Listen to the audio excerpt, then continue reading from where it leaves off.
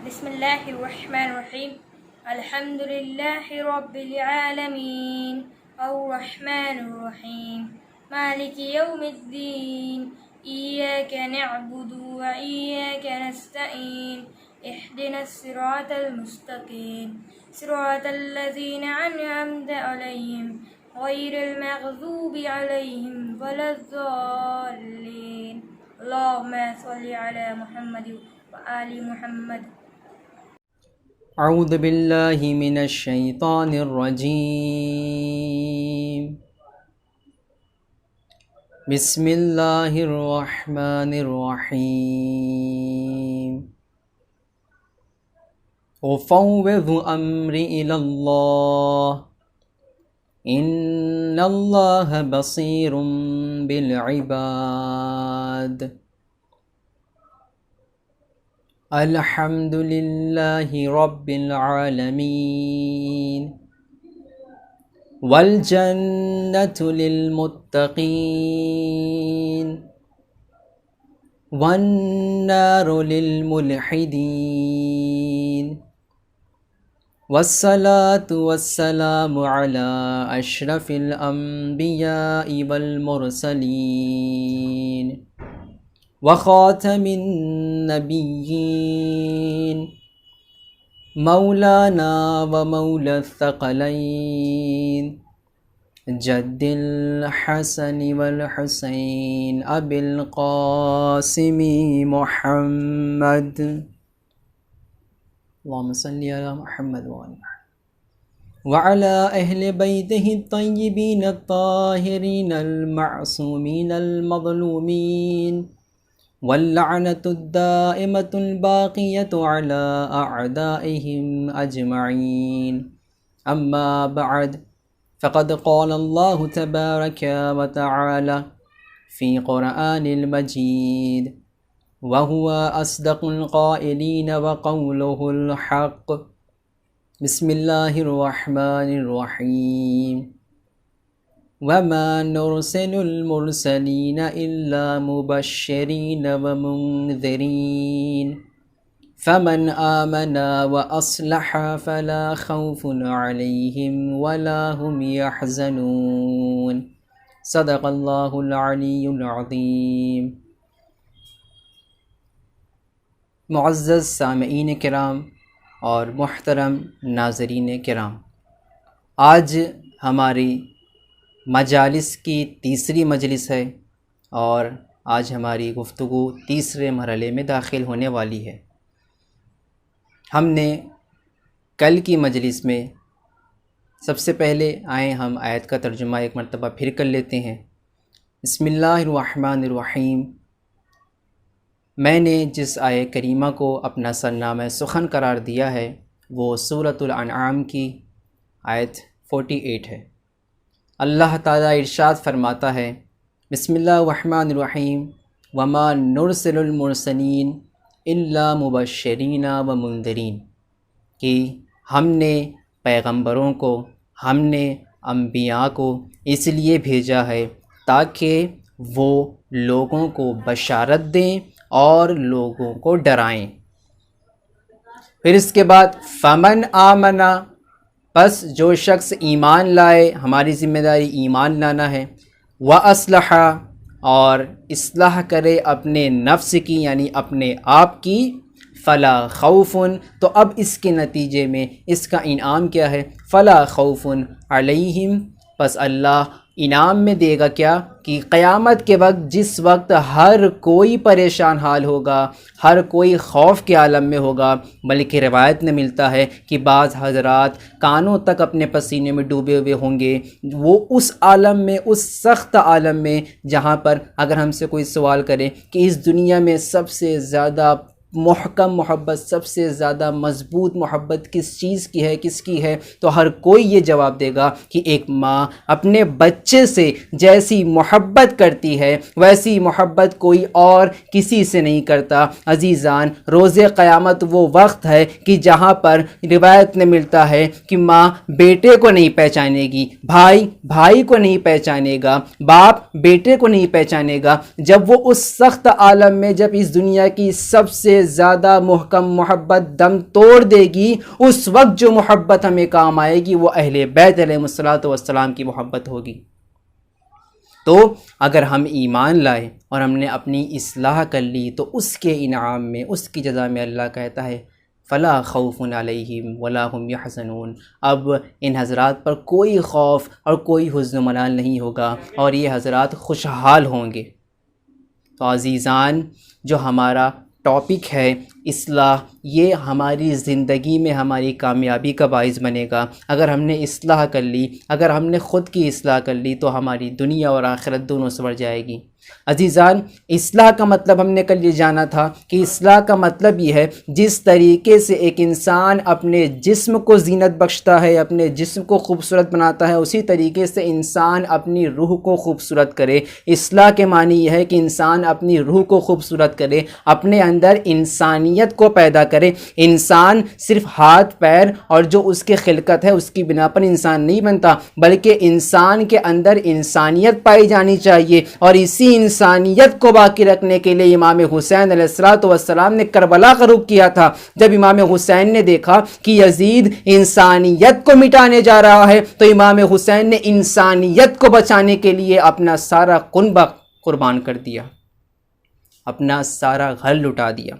تو عزیزان، ہم کو امام حسین علیہ الصلوۃ والسلام کے پیغام کو سمجھنے کی کوشش کرنی چاہیے۔ کربلا کوئی معمولی چیز نہیں ہے کہ ہم اس کو آسانی سے سمجھ لیں، نہیں، ہم کو کربلا کو سمجھنے کے لیے ہم کو سوچنا پڑے گا، ہم کو غور و فکر کرنا پڑے گا۔ عزیزان، اصلاح جو امام حسین نے اپنا مقصد قرار دیا ہے، یہ کوئی معمولی مقصد نہیں ہے، بلکہ یہی اصلاح تمام انبیاء کا مقصد رہا ہے، یہی اصلاح نبی کریم کا مقصد رہا ہے۔ اسی مقصد کو باقی رکھنے کے لیے امام حسین نے اپنا خون دیا ہے، اپنے بیٹے، اپنے جوان بیٹے کا خون دیا ہے، جناب علی اصغر ششماہے کا خون دیا ہے۔ تو جب امام حسین نے اتنی بڑی قربانی دے کر اس مقصد کو بچایا ہے تو ہماری بھی ذمہ داری ہے کہ ہم اس مقصد کو سمجھنے کی کوشش کریں۔ اور عزیزان، آپ جانتے ہیں کہ انسان کی فطرت ہے کہ انسان کو جب تک کوئی چیز فائدہ مند نظر نہ آئے، انسان جب تک یہ نہ دیکھ لے کہ اس چیز میں پروفٹ ہے، تب تک وہ اس چیز کی طرف نہیں بڑھتا۔ لیکن اگر انسان کو یہ معلوم ہو جائے کہ اس چیز میں ہمیں بہت فائدہ ہے تو انسان لامحالہ اور ہر حال میں اس کی طرف بڑھتا ہے۔ اب یہ ہم کو خود دیکھنا ہے کہ آیا ہم پیسے کو پروفٹ سمجھتے ہیں، آیا ہم ثواب کو پروفٹ سمجھتے ہیں۔ ہم اگر پیسے کو پروفٹ سمجھ رہے ہیں تو یہ ہماری سب سے بڑی بھول ہے، اس لیے کہ ہر کوئی انسان یہ جانتا ہے کہ پیسہ ہمیشہ رہنے والا نہیں ہے۔ لیکن اگر ہم ثواب کو پروفٹ مانتے ہیں، اگر ہم ثواب کو اپنا فائدہ سمجھتے ہیں تو یہی انسان فائدہ مند ہے، اس لیے کہ ایک مرتبہ انسان نے ثواب کما لیا تو اس کے نتیجے میں اس کو ہمیشہ کے لیے جنت میں رہنے ملے گا، جہاں پر ایسی ایسی نعمتیں ہوں گی کہ انسان اس کو سوچ نہیں سکتا ہے۔ تو عزیزان، ہم کو اپنی فکر کی اصلاح کرنی ہوگی، ہم کو اپنے آپ کی اصلاح کرنی ہوگی۔ آئیں ہم دیکھتے ہیں کہ واقعاً ایک مجاہد، کربلا والے مجاہد ہیں نا، آئیں ہم دیکھتے ہیں کہ یہ مجاہد کا کیا مقام ہے۔ جب ہم ایک مجاہد کا مقام پہچانیں گے تو اصلاح کرنے والا بھی مجاہد ہے، اصلاح کرنے والا اپنے نفس سے لڑتا ہے، اپنے نفس سے لڑنا یہ جہاد اکبر ہے۔ جب ہم ایک مرتبہ ایک مجاہد کا مرتبہ سمجھ لیں گے تو ہم خود اصلاح کرنے والے کا مرتبہ بھی سمجھ لیں گے، اور جب ہم کو اصلاح کرنے میں اپنا فائدہ نظر آئے گا تو ہم خود بخود اپنی اصلاح کرتے ہوئے نظر آئیں گے۔ تو آئیں میں آپ کے سامنے عرض کرتا ہوں، بہت دھیان سے سنیے گا کہ ایک مجاہد کی، میں یہاں پر پہلے عرض کرتا چلوں کہ یہ جو زمانہ ہے زمانہ غیبت ہے۔ کل بھی ہمارے بارہ امام کا ذکر آیا تھا اور آج بھی ہمارے بارہ امام کا ذکر آ گیا ہے، اور ہماری ذمہ داری بھی ہے کہ ہم اپنی گفتگو میں اپنے اس امام کو یاد کریں کہ جو امام ہم کو کبھی فراموش نہیں کرتا۔ جی ہاں عزیزان، میں عرض کرتا چلوں کہ ہمارے پانچیں امام، امام محمد باقر علیہ الصلوۃ والسلام ارشاد فرماتے ہیں۔ پہلے میں آپ سے سوال کروں، کیا آپ کیا سمجھتے ہیں کہ ہمارا امام ہم کو نہیں دیکھ رہا ہے؟ کیا ہمارا امام ہماری باتوں سے واقف نہیں ہے؟ جی نہیں، ایسا اگر آپ سمجھتے ہیں تو آپ کا عقیدہ صحیح نہیں ہے۔ عزیزوں، خود ہمارے پانچیں امام اپنے صحابی محمد بن مسلم سے کہتے ہیں کہ اے محمد بن مسلم، کیا تم یہ سمجھتے ہو کہ تمہارا امام تم کو نہیں دیکھ رہا ہے؟ کیا تمہارا امام تمہاری باتوں سے واقف نہیں ہے؟ اگر تم ایسا سمجھتے ہو تو تمہارا عقیدہ بہت غلط عقیدہ ہے، اس لیے کہ ہر امام اپنے زمانے کے تمام لوگوں سے واقف ہوتا ہے، تمام لوگوں کے اعمال پر گواہ ہوتا ہے، تمام لوگوں کی باتوں سے واقف ہوتا ہے۔ تو عزیزو، ہمارے زمانے کا امام بھی ہم کو دیکھ رہا ہے، ہماری باتوں کو سن رہا ہے، ہمارے اعمال پر ہمارے امام کی نگاہ ہے۔ اگر ہم اپنے امام کو خوش کرنا چاہتے ہیں تو ہم کو چاہیے کہ ہم اعمال صالحہ انجام دیں، ہم اچھے کام انجام دیں۔ اگر ہم برے کام انجام دیں گے تو اس کے ذریعے سے ہمارے امام ہم سے ناراض ہوں گے، اور جب امام ناراض ہوں گے تو رسول خدا ناراض ہوں گے، اور جب رسول خدا ناراض ہوں گے تو اللہ ناراض ہو جائے گا، اور اگر اللہ ناراض ہو گیا تو ہمارا ٹھکانہ جہنم ہوگا۔ اللہ ہم سب کو جہنم سے محفوظ رکھے۔ میں عرض کر رہا تھا کہ ہمارا امام جو ہمارے زمانے کا امام ہے، اس کو ہمیں ہمیشہ یاد رکھنا ہے، ہماری زندگی میں اسے اتارنا ہے، ہماری زندگی میں اپنے امام کو ہر لمحے، ہر موقع پر، خوشی کے موقع پر، غم کے موقع پر یاد کرنا ہے۔ اس لیے کہ روایت میں ملتا ہے کہ ہمارا امام ہر دن ہمارے لیے دعا کرتا ہے، ہر دن اپنے شیعوں کے گناہوں کو بخشوانے کے لیے دعا کرتا ہے۔ جو امام ہماری اتنی فکر کر رہا ہے، جو امام ہمارے لیے دن رات دعائیں کر رہا ہے، جو امام ہمارے گناہ کو دیکھ کر روتا ہے، ہمارے گناہوں کو دیکھ کر امام کی آنکھوں میں آنسو آ جاتے ہیں، جو اتنی محبت کرتا ہے، تو ہمارا بھی فرض ہے کہ ہم اپنے امام کو یاد کریں، اپنے امام کے مقصد پر عمل کرنے کی کوشش کریں۔ تو میں عرض کر رہا تھا کہ مجاہد کا کیا مرتبہ ہے۔ آئیں ہم دیکھتے ہیں کہ ایک مجاہد کو اللہ نے کیا مرتبہ بخشا ہے۔ ایک مرتبہ مولا امیر المؤمنین حضرت علی ابن ابی طالب علیہ السلام اپنے اصحاب کو جہاد کرنے کا فلسفہ بتا رہے تھے کہ جہاد کرنے میں انسان کو کتنا ثواب حاصل ہوتا ہے، جہاد کس طریقے سے کیا جائے۔ جو میں عرض بات کر رہا تھا وہ یہ ہے کہ آج کے زمانے میں جہاد ممکن نہیں ہے، اس لیے کہ ہمارے مذہب میں جہاد کرنے کے لیے امام معصوم کی اجازت ضروری ہے۔ امام معصوم کی اجازت کے بغیر جہاد نہیں کر سکتے، البتہ دفاع کا آپشن ہمارے پاس موجود ہے۔ تو ایک مجاہد کا مرتبہ سمجھنے کے لیے آپ یہ بات ملاحظہ فرمائیں کہ ایک شخص کھڑا ہوا امیر المومنین سے سوال کرتا ہے کہ یا مولا ہمیں یہ بتائیں کہ وہ شخص جو اللہ کی راہ میں جہاد کرتا ہے، اپنا سب کچھ قربان کر دیتا ہے، اس کی کیا فضیلتیں ہیں۔ عزیزان، اب اس پہ دھیان دیجیے گا، اس پہ توجہ کیجیے گا، اس کے ذریعے سے ہم اپنی اصلاح کی طرف مائل ہوں گے، ہم سمجھیں گے کہ ہم اگر اپنی اصلاح کرتے ہیں تو ہم کو اس میں کتنا فائدہ ہے۔ امیر المومنین مولا کائنات نے اس شخص سے کہا کہ اے شخص، یہی سوال میں نے نبی کریم سے اس وقت کیا تھا کہ جب ہم جنگ ذات السلاسل سے واپس آ رہے تھے اور میں نبی کی سواری پر نبی کے پیچھے بیٹھا تھا، تو میں نے نبی سے سوال کیا نبی اللہ ہمیں یہ بتائیں کہ ایک مجاہد کا کیا مرتبہ ہے۔ ملاحظہ فرمائیے گا عزیزان، کتنا عظیم رتبہ ہے کربلا والے، ملاحظہ فرمائیے گا عزیزان کتنا عظیم رتبہ ہے۔ کربلا والے سب کے سب مجاہد تھے، سب کے سب انسانیت کے دفاع کے لیے انہوں نے اپنی جانیں قربان کر دی، تو آپ سمجھیں گے کہ کربلا والوں کا کیا مرتبہ ہے۔ اس وقت پیغمبر اکرم نے 10 فضیلتیں بیان کی، اور وہ 10 فضیلتیں سب ہی اپنے آپ میں ایک اہم فضیلت ہے جو ہمیں مجاہد کی فضیلت کو بتاتی ہے کہ ایک مجاہد کی کیا فضیلت ہے اللہ کی نگاہ میں۔ رسول اکرم ارشاد فرماتے ہیں کہ مجاہد کی پہلی فضیلت یہ ہے کہ جب ایک شخص اپنے گھر میں بیٹھ کر یہ ارادہ کرتا ہے کہ میں اللہ کی راہ میں جہاد کروں گا۔ عزیزان، ابھی صرف گھر میں بیٹھا ہے، صرف ارادہ کر رہا ہے، صرف نیت کر رہا ہے، ابھی وہ جنگ میں نہیں گیا، ابھی میدان جنگ کے حالات سے واقف نہیں ہے، ابھی اس نے دشمن کا سامنا نہیں کیا، صرف اور صرف اپنے گھر میں بیٹھ کر اس نے یہ ارادہ کیا کہ میں اللہ کی راہ میں اپنی جان کو قربان کر دوں گا، میں اللہ کی راہ میں اپنے نفس کی خواہشات کو قربان کر دوں گا، تو اس کے نتیجے میں اللہ اس کو یہ ثواب دیتا ہے کہ اس کے اوپر دوزخ کی آگ کو ہمیشہ کے لیے حرام کر دیتا ہے۔ یہ پہلی فضیلت ہے۔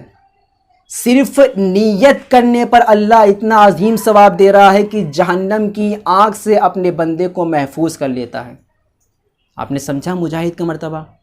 جہنم جس کو لے کر ہر انسان پریشان ہے، لیکن اگر ہم نے ایک مرتبہ اپنے نفس کی خواہشات کو ماننے کے لیے مستحکم ارادہ کر لیا اور مستحکم نیت کر لی، اس لیے کہ انما الاعمال بالنیات، اعمال کا دار و مدار نیت پر ہے، ہماری نیت میں جتنا اخلاص ہوگا اللہ اتنا ہی ثواب ہم کو عطا فرمائے گا۔ نیت میں اخلاص کی بات آ گئی تو میں یہاں پر عرض کرتا چلوں کہ نیت میں اخلاص کو دیکھنا ہے تو مولائے کائنات حضرت علی ابن ابی طالب علیہ السلام کی ذات کو دیکھیں کہ جن کی ایک ضربت ثقلین کی عبادت پر بھاری پڑ گئی۔ جی ہاں، یوم خندق کی جنگ کے وقت رسول اکرم نے خود ارشاد فرمایا ضربت علی یوم الخندق افضل من عبادت الثقلین، کہ مولائے کائنات کی ایک ضربت، پورے جنگ کی بات نہیں ہو رہی ہے، صرف مولائے کائنات نے جو ایک ضربت لگائی تھی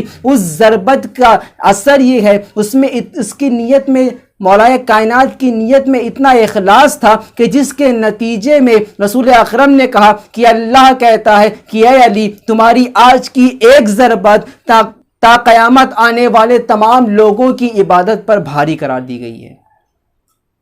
تو نیت میں اخلاص، تو پہلا مرتبہ مجاہد کا یہ ہے کہ اللہ اس کے اوپر دوزخ کی آنکھ کو حرام کر دیتا ہے۔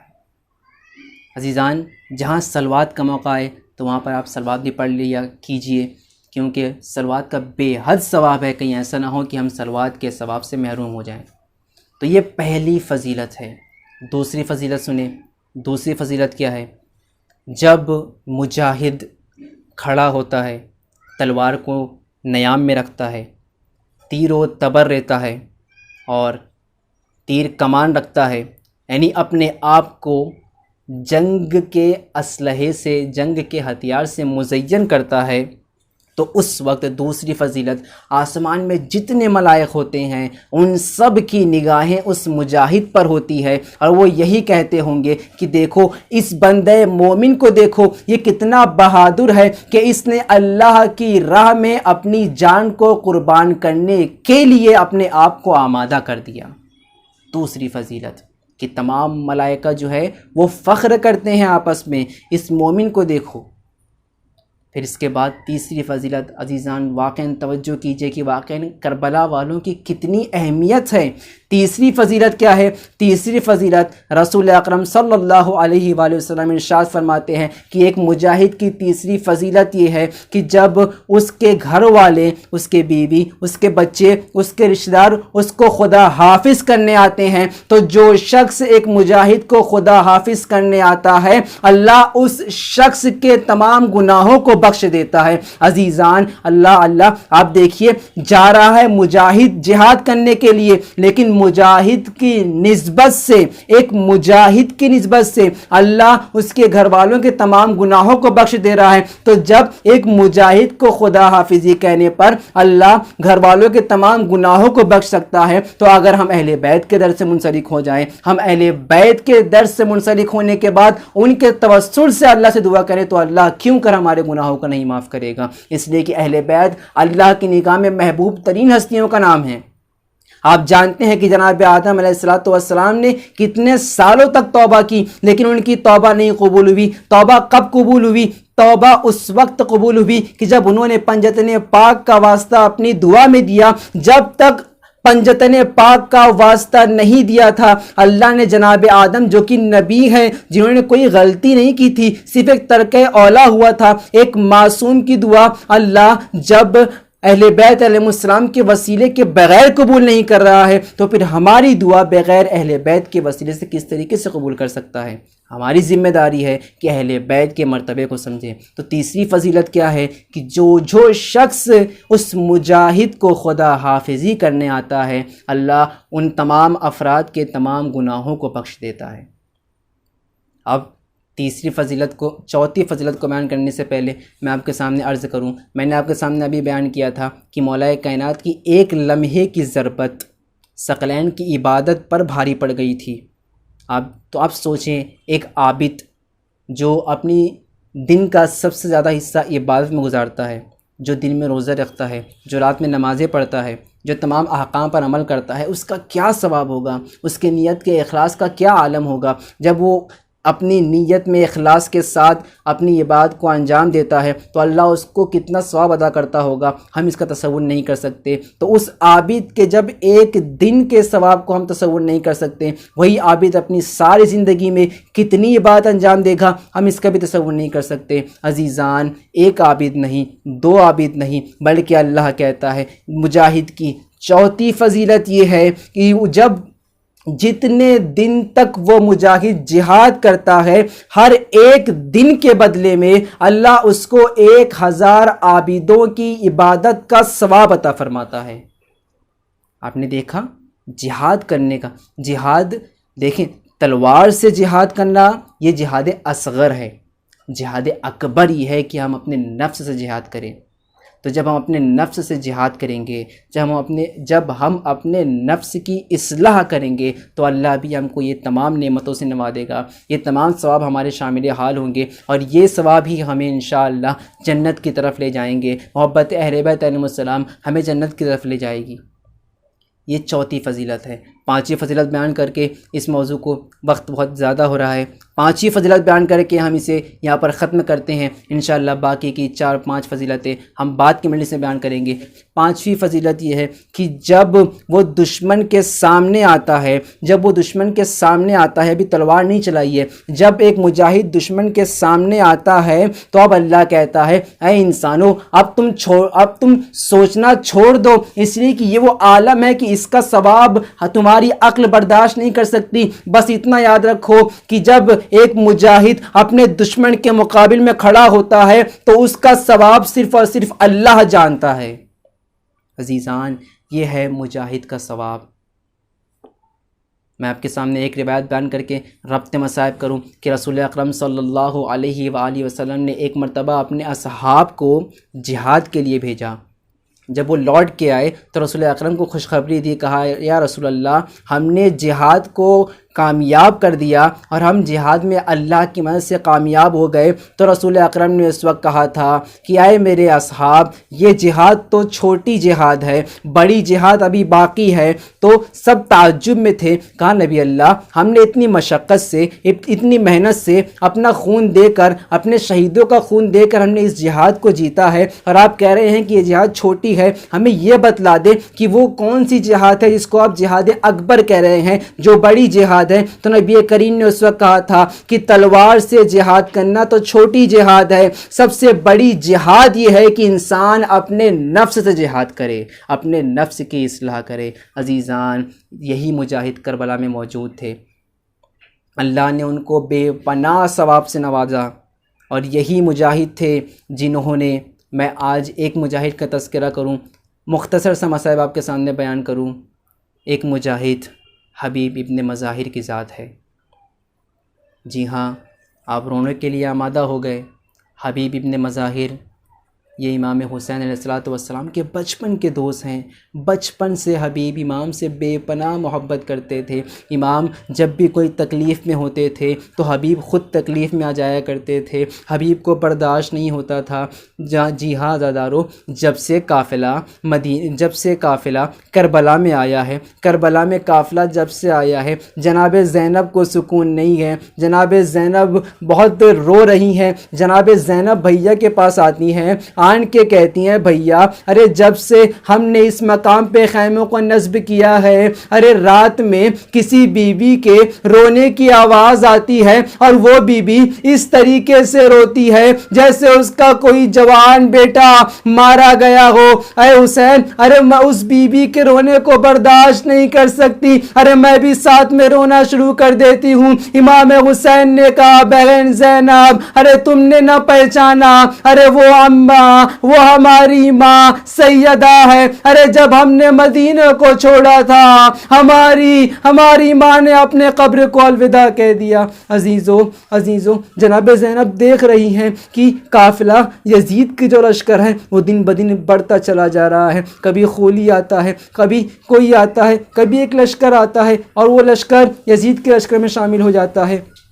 جب جناب زینب نے دیکھا کہ یزید کے لشکر میں دن بدن اضافہ ہوتا جا رہا ہے تو جناب زینب پریشان ہوئی۔ جناب زینب نے ایک مرتبہ ہاتھوں کو بلند کیا، کہا یا اللہ، ارے اس دنیا میں یزید جیسوں کی مدد کرنے والے تو موجود ہیں، لیکن میں تیرے نبی کے نواسی کی مدد کرنے والا کوئی موجود نہیں ہے۔ ایک مرتبہ جناب زینب کے ذہن میں آیا کہ میرے بھیا کا ایک بچپن کا دوست حبیب ابن مظاہر ارے کوفے میں رہتا ہے، شاید وہ ہماری مدد کو آ جائے۔ امام حسین کو قریب بلایا، کہا اے بھیا، ارے کوفے میں آپ کا ایک دوست ہے، اس کو مدد کے لیے بلا لیجئے۔ ادھر امام حسین نے خط لکھا، خط میں امام حسین نے یہ نہیں لکھا کہ میں تمہارا امام ہوں، یہ نہیں لکھا کہ میں نبی کا نواسا ہوں، بلکہ امام حسین نے صرف اور صرف اپنا نام لکھا، ارے حسین کی طرف سے حبیب ابن مظاہر کو۔ لیکن حبیب ابن مظاہر کا نام لکھتے وقت رجل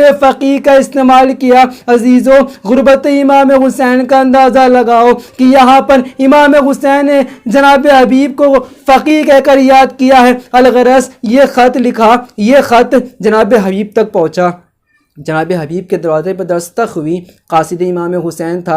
امام حسین کا خط جیسے ہی جناب حبیب نے امام حسین کا خط دیکھا، ایک مرتبہ اس کو آنکھوں سے لگایا، آنکھوں سے لگانے کے بعد اپنی بیوی سے کہا اے بیوی، اے زوجہ، مجھے امام نے مدد کو بلایا ہے۔ تو زوجہ نے کہا تیرا کیا ارادہ ہے؟ حبیب نے مظاہر نے کہا آزمانے کے لیے۔ حبیب نے مظاہر نے کہا کہ اے زوجہ، یہ حکومتی معاملے ہیں، میں ان سے دور رہنا چاہتا ہوں۔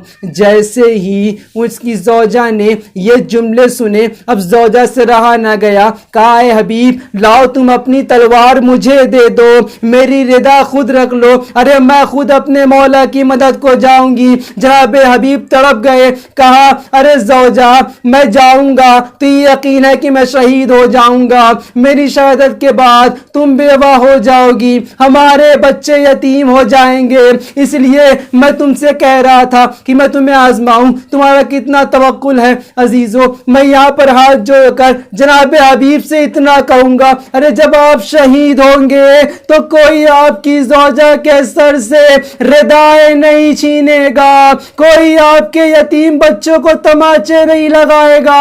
ارے امام حسین سے پوچھے، امام حسین کو معلوم ہے کہ شہادت کے بعد خیاموں کو جلایا جائے گا، جناب زینب کے سر سے ردا نوچی جائے گی، جناب سکینہ کو تماچے لگائے جائیں گے۔ ارے وہ بچی جب اپنے بابا کو گریہ کرنا چاہے گی، کوئی تسلی نہیں دے گا، شمر آگے بڑھے گا، تازیانے لگائے گا، وہ بچی اپنے چچا کو یاد کر کر کے روئے گی۔ انا للہ و انا الیہ راجعون، رضا بقضائہ و تسلیما لامرہ۔ یا اللہ، ہماری اس عبادت کو قبول فرما۔ یا اللہ، اس عبادت کے طفیل میں جو حضرات بیمار ہیں، جو حضرات پریشان حال ہیں، ان تمام حضرات کی بیماری کو دور فرما، ان تمام حضرات کو خوشحال فرما، اور ہمارے دل میں محبت اہل بیت کو جاگزیر فرما۔ یا اللہ، ہمیں تجھے امام حسین کا واسطہ ہم سب کو اپنے نفس کی اصلاح کرنے کی توفیق عنایت فرما، ہمارے بار امام کے ظہور میں تعجیل فرما، ہم کو ان کے مخلص غلاموں میں شمار فرما۔ ربنا تقبل منا انک انت السمیع العلیم۔